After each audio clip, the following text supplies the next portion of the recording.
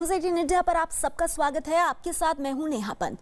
इस वक्त का सवाल, मरने को मजबूर क्यों है मजदूर? और देखिए, सवाल इसीलिए अपने आप में सबसे अहम हो जाता है क्योंकि मजदूर सिर्फ अपने घर वापस जाना चाहते हैं और उनकी कोशिश यही है कि अपने परिवार के साथ इस मुश्किल वक्त में वो अपने गांव जाएं, अपने घर जाएं। लेकिन रास्ते में ही कई किलोमीटर पैदल चलते हैं और उसके बाद उनमें से कई की दर्दनाक मौत की खबर आती है। इसीलिए सवाल जरूरी है क्योंकि मजदूरों के लिए गांव लौटना इतनी बड़ी चुनौती बन गया है कि कई लोगों को अपनी जान से हाथ धोना पड़ रहा है। गांव लौट रहे मजदूर आज 3 राज्यों में हादसों का शिकार हुए और इसमें 16 लोगों की मौत हो गई। सवाल यह है कि आखिर मरने को, अपनी जान जोखिम में डालने को क्यों मजबूर है मजदूर? हमारे साथ आज की इस चर्चा में जल्द ही बीजेपी के प्रवक्ता मनोज यादव जुड़ेंगे। कांग्रेस पार्टी से सुरेंद्र राजपूत जी हमारे साथ हैं, लखनऊ से अजीत सिंह हमारे साथ जुड़ गए हैं और भोपाल से हमारे संवाददाता मनोज शर्मा हमारे साथ हैं। सबसे पहले अजीत, मैं आपके पास आना चाहूंगी, लेकिन आपके पास आने से पहले एक बार लोगों को जो घटना हुई है उसकी जानकारी दे दें। देखिए, 3 हादसे और 16 मजदूरों की मौत। उत्तर प्रदेश के मुजफ्फरनगर में हादसे में 6 मजदूरों की मौत हो गई। यहाँ पंजाब से पैदल ही बिहार जा रहे मजदूरों को रोडवेज की बस ने कुचल दिया। वहीं मध्य प्रदेश के गुना में महाराष्ट्र से यूपी जा रहे 8 मजदूरों की मौत हो गई। ये मजदूर सड़क के रास्ते ट्रक से उत्तर प्रदेश जा रहे थे। बिहार के समस्तीपुर में एक सड़क हादसा हुआ जहां 2 लोगों की मौत हो गई। तो अब सवाल यही है कि इन मजदूरों की जिम्मेदारी कौन लेगा? इनकी जान इतनी सस्ती क्यों है?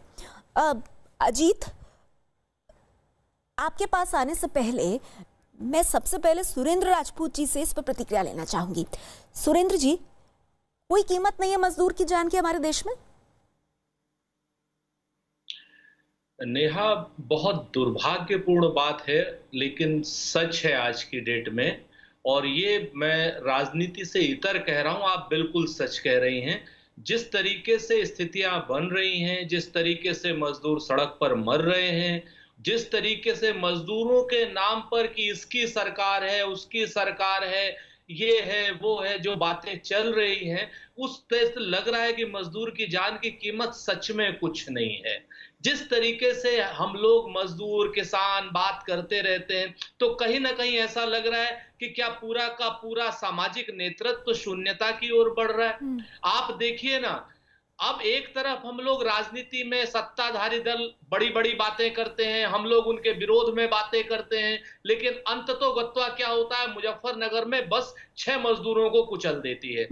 उसी तरीके से गुना में लोग मर जाते हैं, उसी तरीके से बिहार में लोग मर जाते हैं। अब जब हम बात करेंगे तो भाजपा के प्रवक्ता कहेंगे कि वो महाराष्ट्र से आ रहे थे, कांग्रेस सरकार है, वो पंजाब से आ रहे थे, कांग्रेस सरकार है, वो ये हो रहा था, और हम कहेंगे कि उत्तर प्रदेश सरकार है। तो इसका मतलब क्या है? हम तो 1-2 चीजें बड़ी स्पष्ट कहना चाहते हैं कि जिस दिन लॉकडाउन हुआ, अगर उस दिन ही दूरदर्शिता पूर्ण निर्णय ये ले लिया होता, अगर मजदूरों की जान की परवाह होती कि साहब हम लॉकडाउन में जा रहे हैं, कारखाने बंद कर रहे हैं, तो मजदूरों को पहले घर पहुंचा दें और फेज वाइज उसके बाद हम लॉकडाउन करें, स्मार्ट लॉकडाउन करें।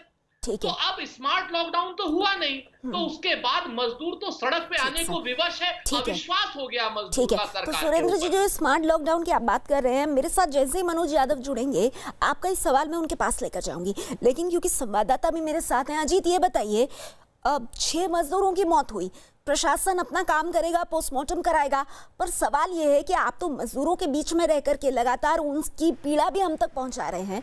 ये मजदूर क्या कह रहे हैं? क्यों अपनी जान जोखिम में तक डाल रहे हैं ये मजदूर?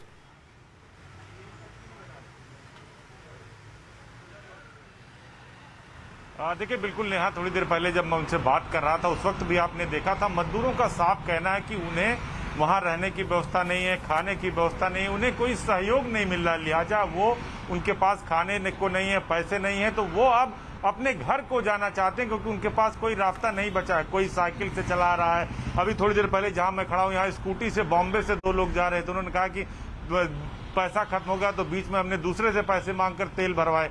तो ये कंडीशन क्यों आ रही, जबकि केंद्र सरकार कह रही है, राज्य सरकार कह रही है कि हम आपको घर पहुंचाएंगे, आप पैदल ना चलें, साइकिल से ना चलें, लेकिन वो मजबूर है क्योंकि उनका कहना है कि फैक्ट्रियां बंद हो गई, कारखाने बंद हो गए, जो दुकानें हैं वो बंद हो गई, तो हमें कोई रास्ता नहीं, हमारे पास कोई सरकारें सहयोग नहीं कर रही हैं, जितने भी लोग मिले।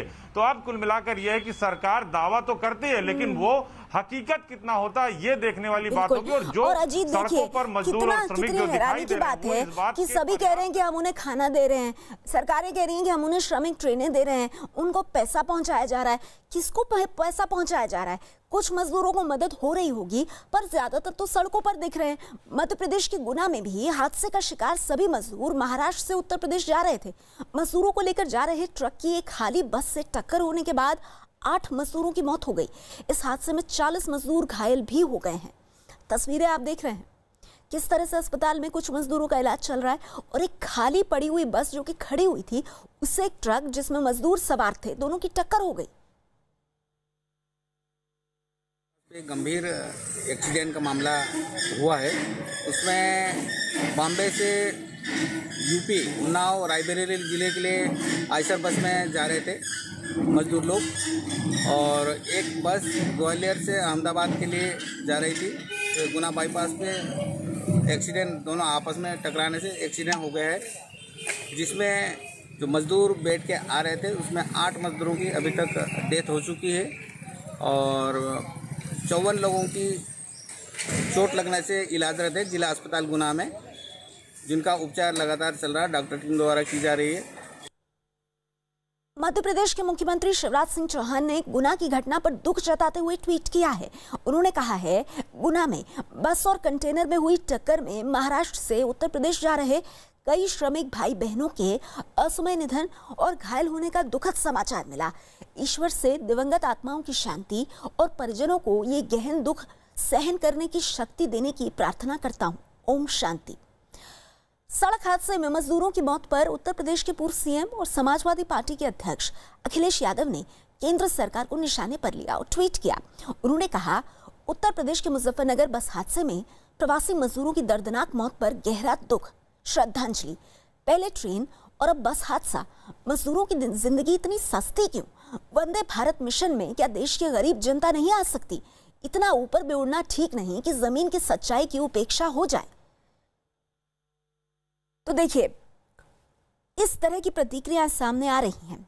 अब मेरे साथ बीजेपी से मनोज यादव जी जुड़ गए हैं। मनोज जी, आपने अखिलेश यादव को सुना, उन्होंने ट्वीट किया, और ट्वीट करके अखिलेश यादव जी ने कहा कि आप वंदे भारत मिशन में देश के इतने नागरिकों को रेस्क्यू करके ला सकते हैं। एक मजदूर की जान की कोई कीमत नहीं है क्या कि वो सड़क पर चले और पीछे से रोडवेज की बस उसे कुचल दे?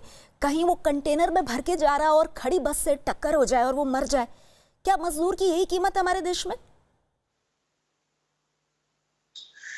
देखिए, मजदूर हमारे राष्ट्र निर्माता है और मजदूर हमारे श्रमवीर है, और इन श्रमवीरों के ऊपर जो सियासत करने का जो क्षेत्रीय दल हो या कांग्रेस पार्टी जो सियासत कर रही है, वो निश्चित रूप से निंदनीय है। चाहूंगी, माफ कीजिएगा, केंद्रीय मंत्री रविशंकर प्रसाद इस वक्त कुछ बोल रहे हैं, सुनते हैं उनको।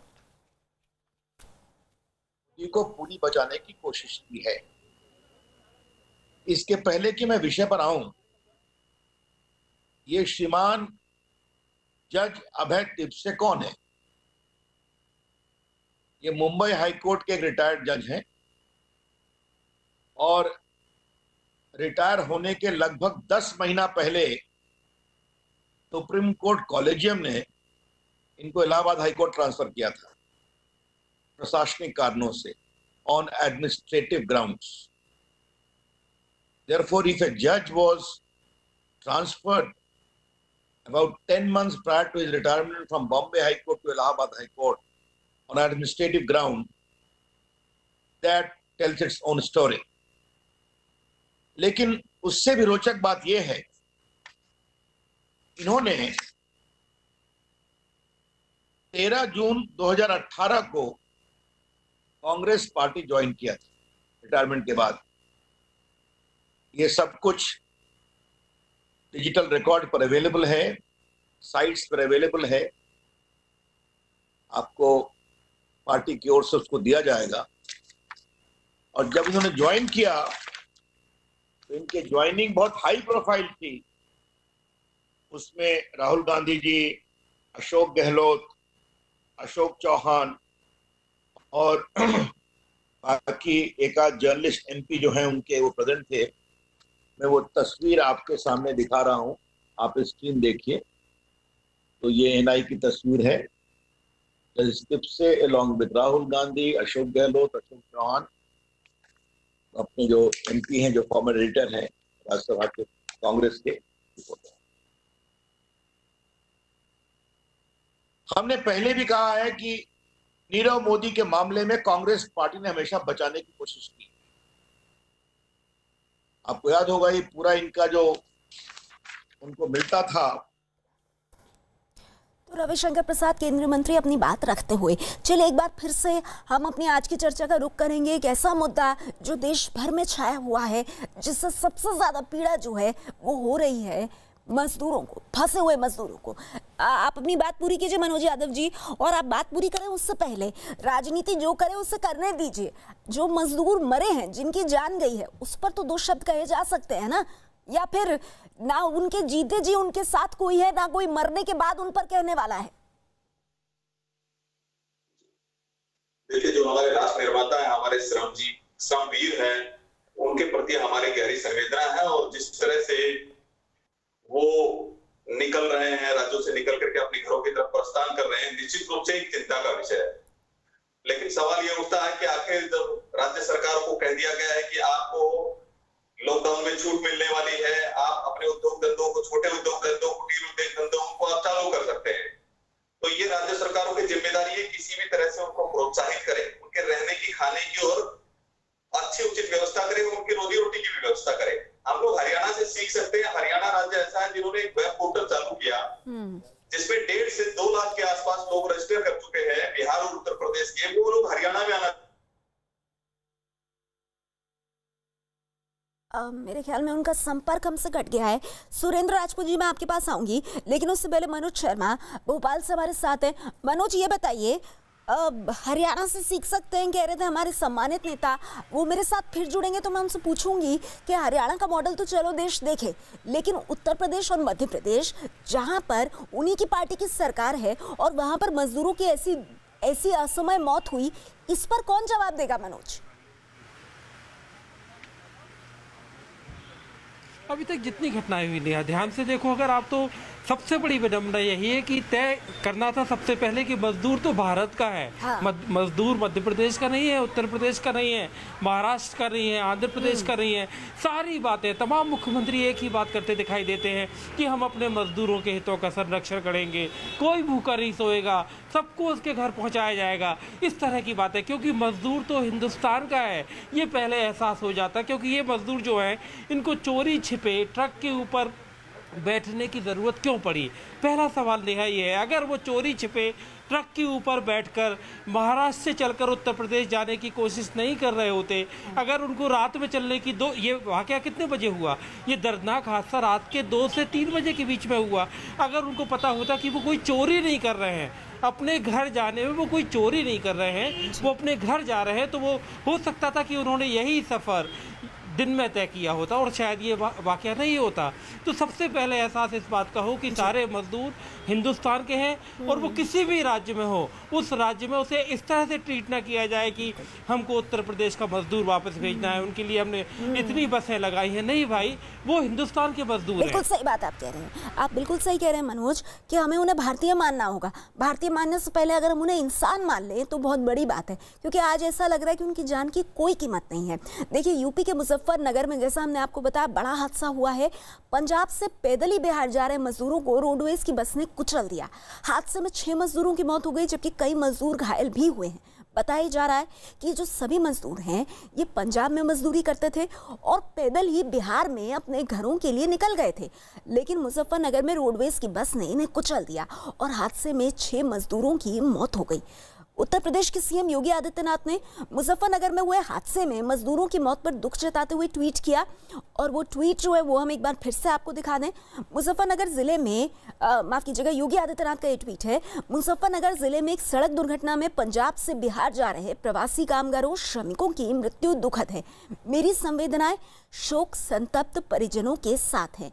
सभी घायलों की समुचित उपचार तथा मृतकों के पार्थिव शरीर बिहार राज्य भेजने की व्यवस्था करने के निर्देश अधिकारियों को दे दिए गए हैं। इस बीच हम आपको बता दें, सड़क हादसे में मजदूरों की मौत पर उत्तर प्रदेश के पूर्व मुख्यमंत्री और समाजवादी पार्टी के अध्यक्ष अखिलेश यादव ने केंद्र सरकार को निशाने पर लिया और ट्वीट किया, उत्तर प्रदेश के मुजफ्फरनगर बस हादसे में प्रवासी मजदूरों की दर्दनाक मौत पर गहरा दुख, श्रद्धांजलि। पहले ट्रेन और अब बस हादसा। मजदूरों की जिंदगी इतनी सस्ती क्यों? वंदे भारत मिशन में क्या देश की गरीब जनता नहीं आ सकती? इतना ऊपर भी उड़ना ठीक नहीं कि जमीन की सच्चाई की उपेक्षा हो जाए। चलिए एक बार फिर से अपनी चर्चा का हम रुख करते हैं। मनोज यादव साहब, क्योंकि पिछली बार आपसे संपर्क कट गया था, इसलिए सुरेंद्र जी के पास आने से पहले मैं चाहूंगी कि आप अपनी बात पूरी करें। पर जो सवाल मनोज ने उठाया, हमारे संवाददाता ने, मजदूर तो भारत का है जिसकी जान जा रही है, राज्यों के सर पे ठीकरा फोड़कर क्या होगा? देखिए, हम राज्यों की सरकारों पर ठीकरा फोड़ने का प्रयास नहीं कर रहे हैं। एक कॉर्पोरेटिव फेडरलिज्म का एक सच्चा उदाहरण नरेंद्र मोदी जी के नेतृत्व में सभी राज्यों के मुख्यमंत्रियों के साथ चर्चा परिचर्चा करके, लॉकडाउन की अवधियां हो या औद्योगिक क्षेत्रों को छूट हो, हर विषय पर बारंबार चर्चा हुई है और सारे मुख्यमंत्रियों के सहमति से सारी चीजें चल रही है। लेकिन क्या है कि सियासत करने वाले सियासतदान सियासत करेंगे साहब। विपक्ष में रहने वाले से आप उम्मीद कैसे कर सकते हैं? विपक्ष में रहने वाला व्यक्ति निश्चित रूप से सियासत ही करेगा, उसमें आप उम्मीद मत कीजिए कि वो लोग राजनीति नहीं करेंगे। ये उठता है कि वो लोग वहां से जा क्यों रहे हैं?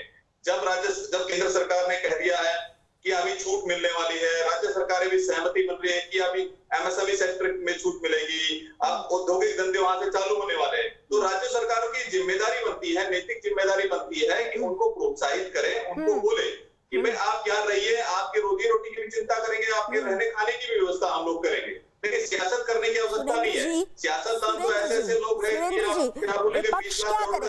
विपक्ष का काम है राजनीति करना, विपक्ष तो राजनीति करेगा। ठीक है अनुज जी, अब सुरेंद्र जी जवाब देंगे। देखिए, मैं सुन नहीं पा रहा हूँ ये मनोज जी क्या, लेकिन राजनीति की बात कर रहे हैं मनोज जी, और मैं राजनीति की बात बिल्कुल नहीं करने आया हूँ। देखिए, मनोज जी ने बहुत अच्छी बात कही, मनोज शर्मा ने, उसने कहा कि ये मजदूर जो है भारतीय हैं, ये मजदूर किसी राज्य के नहीं हैं, और ये दुस्साहस कर रहे हैं, ये भारतीय जनता पार्टी के प्रवक्ता और सत्ता का अभिमान इनसे दुस्साहस करवा रहा है कि इतनी संवेदनहीन प्रतिक्रियाएं। अभिमान तो राहुल गांधी जी को है, सोनिया गांधी जी को है, या उन्होंने अभिमान वर्ष उन्होंने कहा था कि हम बता दें पैसा दे देंगे, चलिए, लेकिन कोई पैसा नहीं दिया उन्होंने मजदूरों को, एक रुपया नहीं दिया।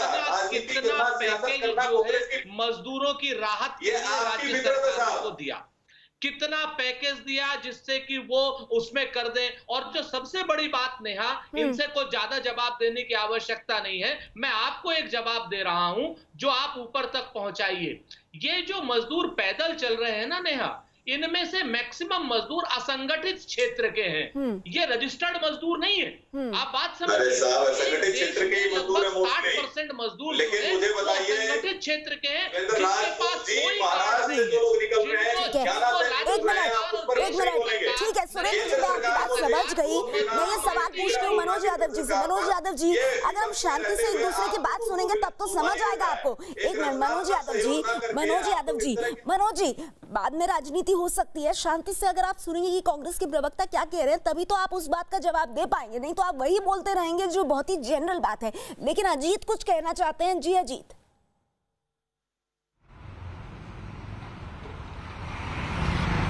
देखिए, बिल्कुल नेहा, मेरा सवाल मनोज यादव जी से, बीजेपी से है, क्योंकि बीजेपी बार बार ये कह रही है, सरकारें बार बार कह रही हैं कि हम किसी भी मजदूर को पैदल नहीं जाने देंगे, उनको बसों से उनके गंतव्य तक पहुंचाएंगे, श्रमिक स्पेशल ट्रेनें भी चला दिया। लेकिन आखिर ऐसी परिस्थिति क्या बनी कि इतनी बड़ी संख्या में लोग सड़कों पर उतर आए हैं? और उससे भी बड़ी समस्या नेहा ये है कि ये रजिस्टर्ड नहीं है। जो बात कांग्रेस के प्रवक्ता अभी कह रहे थे कि ये रजिस्टर्ड नहीं है, अगर ये रजिस्टर्ड नहीं है तो ये क्वारंटीन नहीं होंगे, इनका चिकित्सीय परीक्षण नहीं होगा, ये महाराष्ट्र पंजाब से आ रहे हैं जहां सबसे ज्यादा संक्रमण है कोरोना वायरस का, गुजरात से आ रहे हैं, तो आखिर ये एक बड़ी महामारी को दावत दे रहे हैं। दावा कहाँ गया सरकार का, जो कह रहे थे कि हम बस से उनको घर पहुंचाएंगे, तो सड़कों पर ये रेला क्यों? आपका ये सवाल का जवाब मनोज यादव देंगे। मनोज जी, आपके पास आऊं उससे पहले एक और खबर ले लेती हूं जो अहम है।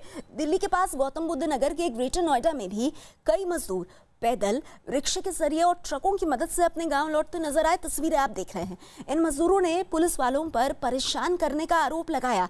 तो पैदल ही चल रहे हैं। ये ग्रेटर नोएडा का इलाका, ये और दिल्ली से बिल्कुल सटा हुआ है ग्रेटर नोएडा का ये इलाका। और देखिए पीछे पुलिस की गाड़ी है, आगे भी पुलिस है, लेकिन अपने सिर पर अपना सामान बांधकर या हाथ में सामान लेकर ऐसे मजदूर आपको बहुत जगह दिख जाएंगे पैदल ही चलते हुए।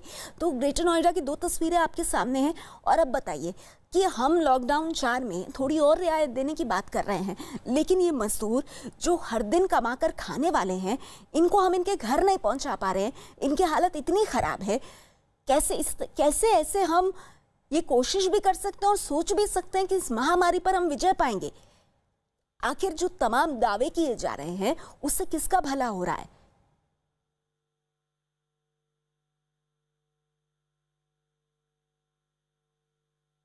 दिल्ली पुलिस ने मारा है मेरे को, बहुत बुरी तरह मारा है, इतना बुरी तरह मारा है। जो आने थे, एक तो आने नहीं दे रहे थे, उसके बाद मेरा भाई मर गया, इनका लड़का डेट कर गया। पुलिस हमको डंडा चलाए लेकिन हम भाग गया कांदते कांदते, तो हमको देख करके छोड़ दिया। इसको 2 लाठी लगा के जब मारने, हम 2 और अटपीट हो गया वहाँ पर। मनोज यादव जी, अब आप क्या कहेंगे? देखिए लोग परेशान हैं, पैदल चल रहे हैं और ये कह रहे हैं कि पुलिस मार रही है, मतलब कहीं से भी किसी भी तरह से कोई राहत नहीं। देखिए निश्चित रूप से जो हमारे गरीब मजदूर भाई है और उनकी पीड़ा को मैं समझ सकता हूँ, वो श्रमवीर है हमारे, लेकिन क्या करें, पुलिस भी विवश है। पुलिस को भी लॉकडाउन का पालन कराना है, पुलिस को भी सोशल डिस्टेंसिंग का पालन कराना है।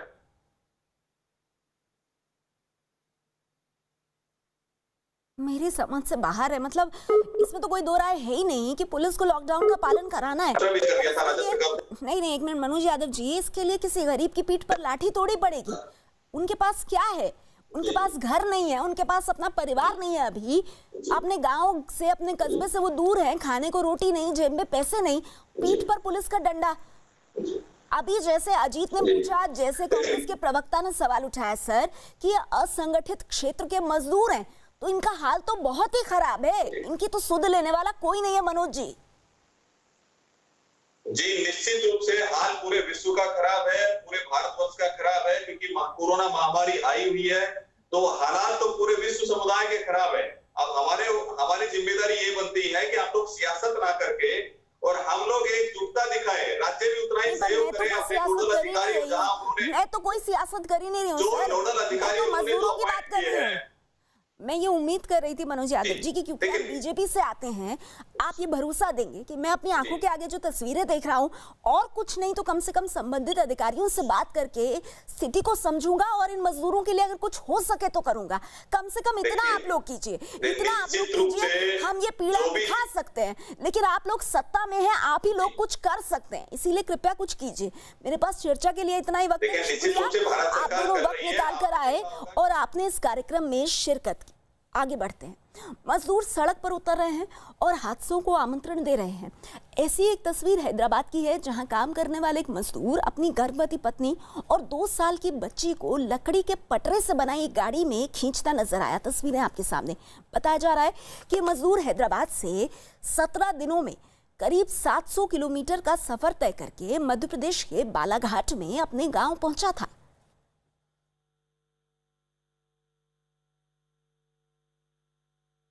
कहाँ से आना हो रहा है? हैदराबाद से आ रहे हैं। तो कोई शासन ने आपको कोई व्यवस्था नहीं दी क्या? बिल्कुल नहीं, किसी भी तरीके से?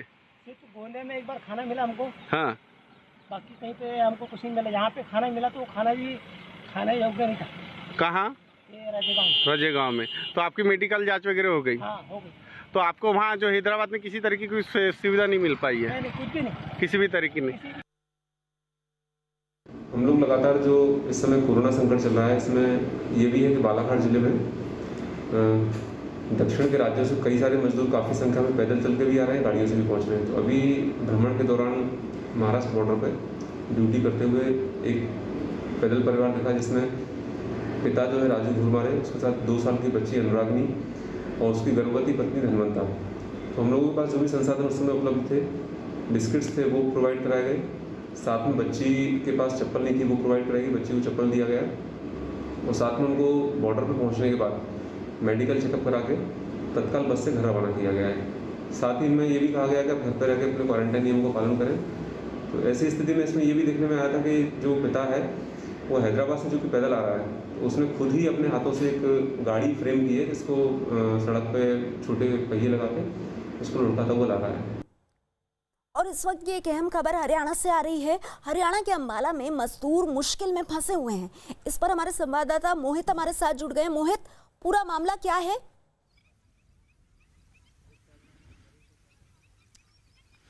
देखिए नेहा, सबसे पहले हमें देखना होगा कि इस वक्त मैं खड़ा कहाँ हूँ और किस हालात में खड़ा हूँ।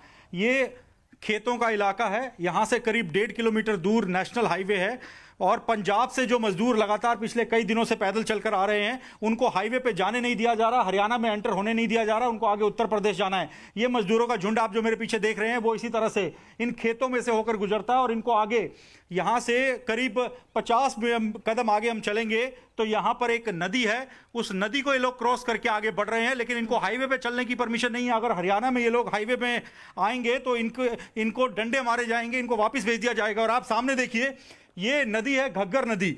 यहाँ से निकलकर ये लोग किसी तरह से आगे क्रॉस करते हैं, आगे गांव है, उस गांव से निकलते हैं, गांव के लोग तरस खाते हैं, इनको लंगर देते हैं खाने के लिए और उसके बाद ये लोग पहुंचेंगे अपने घरों तक, वो भी न जाने कितने दिन इनको लगेंगे। और ये जो लोग यहाँ पर आ रहे हैं, कोई पंजाब के लुधियाना में काम करता था, कोई जालंधर में, कोई अमृतसर में, और पिछले 4 से 5 दिन हो गए इनको चलते हुए।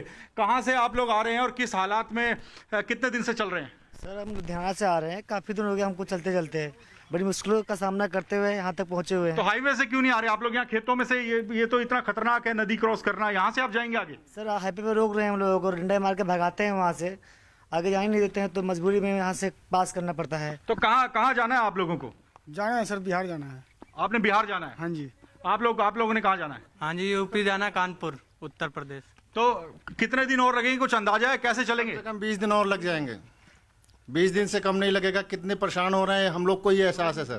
तो ये नदी, इतनी गहरी नदी आप क्रॉस करेंगे अभी? अब सर मजबूरी है, अभी करना ही पड़ेगा, क्या करें, उधर डंडे खाओ या तो इधर, या तो फिर क्रॉस करें, और कोई चांस नहीं हमारे पास, और कोई मौका ही नहीं, क्या करें अब। तो नेहा देखिए, समस्या ये है कि हाईवे पे अगर आप चल रहे हैं तो डंडे खाने पड़ रहे हैं, इनको आगे हरियाणा में एंट्री नहीं दी जा रही।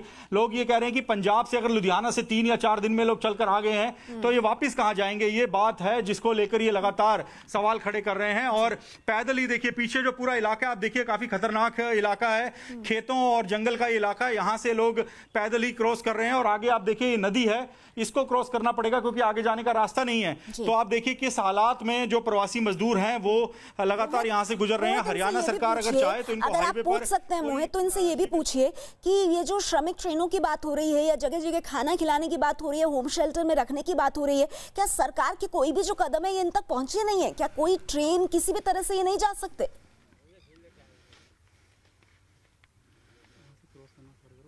जी बिल्कुल नेहा, देखिए यही बात है कि जो दावे हैं सरकार के, अगर वो सही हैं तो ये लोग ऐसे क्यों? आप ये बताइए, सरकार कह रही है कि मजदूर कहीं ना जाएं, अपने जिन शहरों में आप काम करते हैं वहीं रहें, आपके लिए शिविर बनाए जाएंगे, खाने का सामान दिया जाएगा और आपको भेजने की व्यवस्था की जाएगी। कोई व्यवस्था नहीं मिली आपको? कोई सर ऐसी व्यवस्था नहीं हो पा रही, सिर्फ आदेश दिए जाते हैं, सिर्फ समझाया जाता है ये होगा ये होगा, कहीं कुछ नहीं होता है सर। 1% की सुविधा नहीं ऑन लेवल हो रही है सर जी।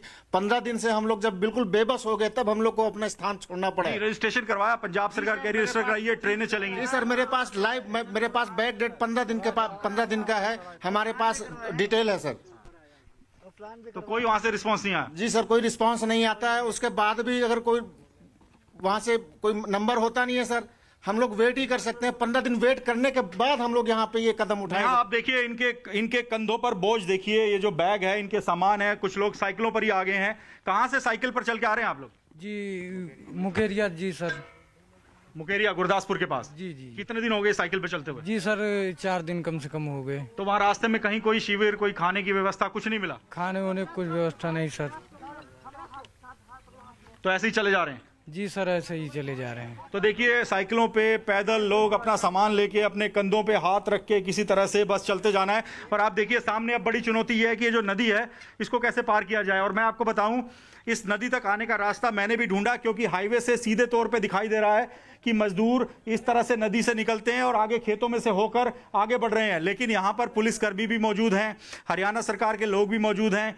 वो चाहे तो इनको क्वारंटीन करने की व्यवस्था कर सकते हैं। अगर इनको वापसी अपने यहाँ एंट्री आपने नहीं देनी है तो इनकी स्वास्थ्य जांच की जा सकती है। हाईवे से पैदल जाने की इनको परमिशन दी जा सकती है, लेकिन ऐसा नहीं हो रहा। इस वजह से इतने खतरनाक तरीके से ये लोग नदी क्रॉस कर रहे हैं और यहाँ से सैकड़ों की तादाद में जो प्रवासी मजदूर हैं लगातार चले जा रहे हैं। पंजाब की तरफ से लोग आए हैं और इनको आगे दिल्ली से होते हुए उत्तर प्रदेश के झांसी, लखनऊ और कई लोगों को बिहार के अलग अलग इलाकों में जाना है। जो रूट है वो हरियाणा से होकर जाता है, लेकिन हरियाणा में इन लोगों की एंट्री नहीं है और इस वजह से देखिए कितने खतरनाक तरीके से जो घग्गर नदी है इसको ये लोग पार कर रहे हैं। जी, तो मोहित ये जानकारी हम तक पहुंचाते हुए देखिए हरियाणा के अंबाला से सीधी तस्वीरें आप देख रहे हैं। अंबाला में किस तरह से मुश्किल में फंसे मजदूर इस वक्त अपनी टेलीविजन स्क्रीन पर आप देख रहे हैं कि घग्गर नदी को पार कर रहे हैं मजदूर। क्यों? क्योंकि इनमें से कई को यूपी बिहार जाना है और इस वजह से क्योंकि हाईवे पर पुलिस इनको डंडे मार रही है, इनका कहना है परेशान कर रही है, इसीलिए छिपते छिपाते हुए लुधियाना से चलते हुए आ रहे हैं। सरकार के कोई भी कदमों का कोई फायदा इनको नहीं हुआ है। देखिए किस तरह से इस घग्गर नदी को पार करके एक दूसरे का सहारा बन रहे हैं मजदूर, क्योंकि फिलहाल इनका सहारा कोई और बनने को तैयार नहीं है। हाथों में अपना सामान, अपनी गठरी लेकर जैसे तैसे पानी के भीतर खुद को बैलेंस करते हुए, अपनी जान जोखिम में डालते हुए कुछ इस तरह से हरियाणा के अंबाला से सीधी तस्वीरें आप देख रहे हैं। घग्गर नदी आपके सामने और ये देखिए ये शख्स अपनी साइकिल लेकर, अब देखिए साइकिल को पानी में उतारते हुए ये शख्स, साइकिल पर इनका सामान है और देखिए किस तरह से साइकिल अपने हाथ में उठाकर पानी घग्गर नदी को क्रॉस करते हुए जा रहे हैं। बेहद खतरनाक, लेकिन मजबूर हैं ये मजदूर।